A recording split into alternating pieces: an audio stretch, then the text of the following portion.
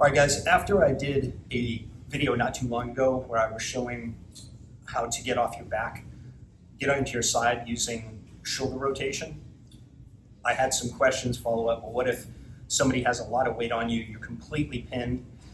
Well, we'll address that. What I want to do is actually try and solve that for you.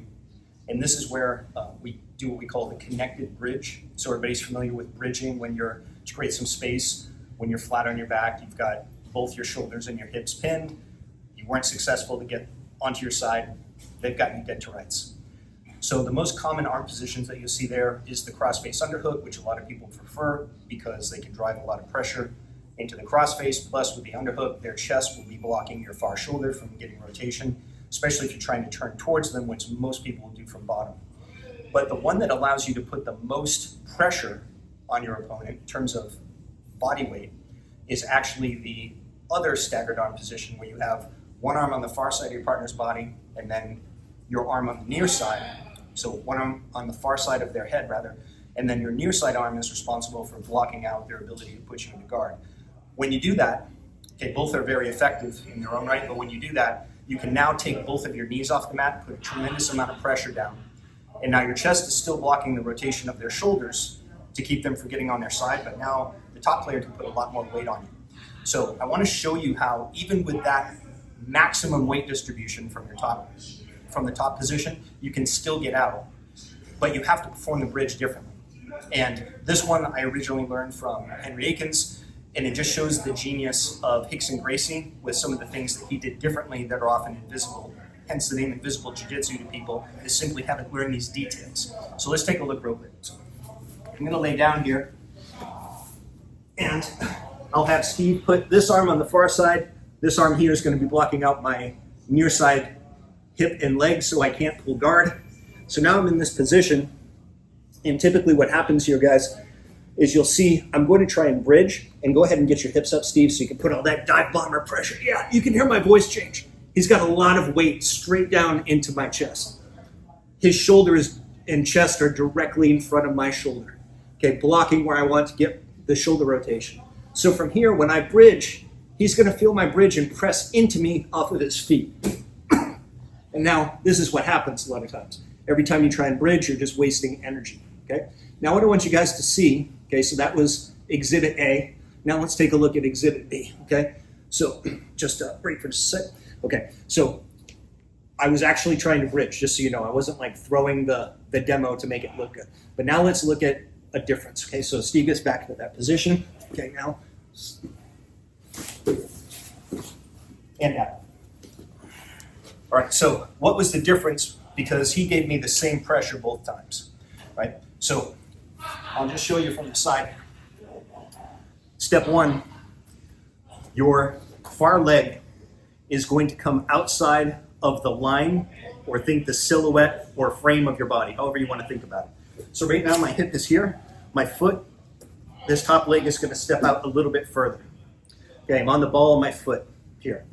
Now, what I'm going to be doing is making sure that his chest isn't in front of this bicep, so I position this arm so it's pointed towards a low underhook, right? If he's got his arm on the far side, I can't even get a high underhook. There's no way. But I'm just pointing this arm, okay, basically my thumb towards the mat, right in that space.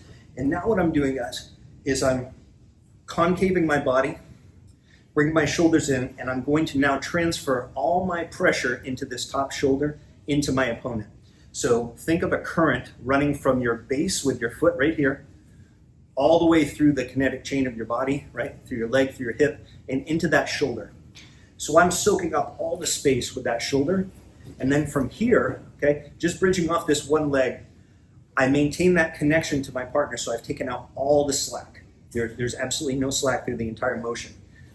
Okay, I'm going to collect my breath through my diaphragm to make sure I don't throw my back out.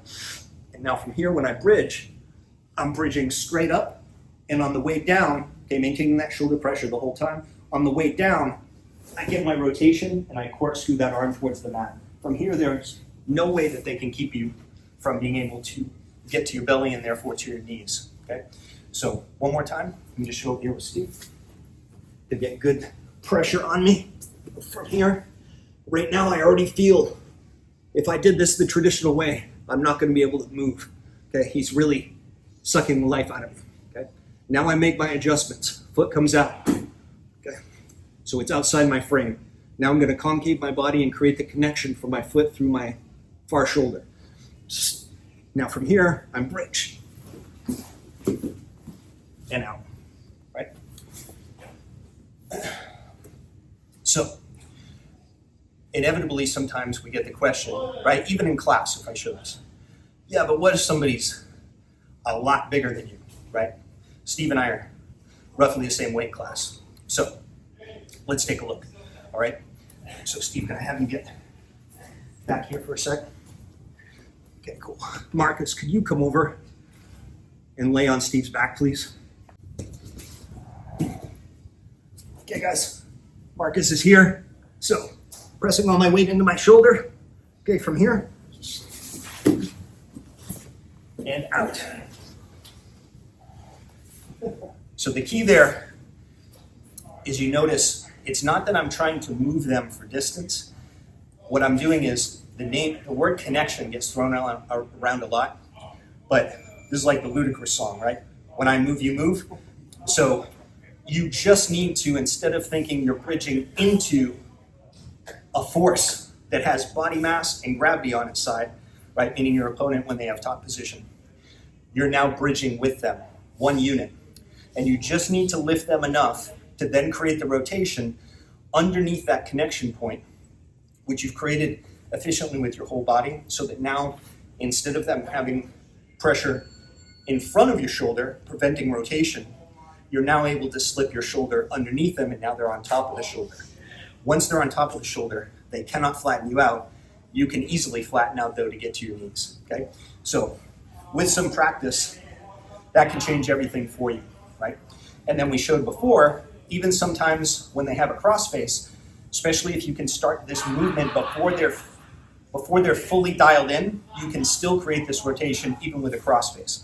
So if you combine that video, okay, with this one, it'll be a big change for your ability to, and your confidence to escape from bottom, even when you are completely pinned and you've got a very heavy opponent on top of you.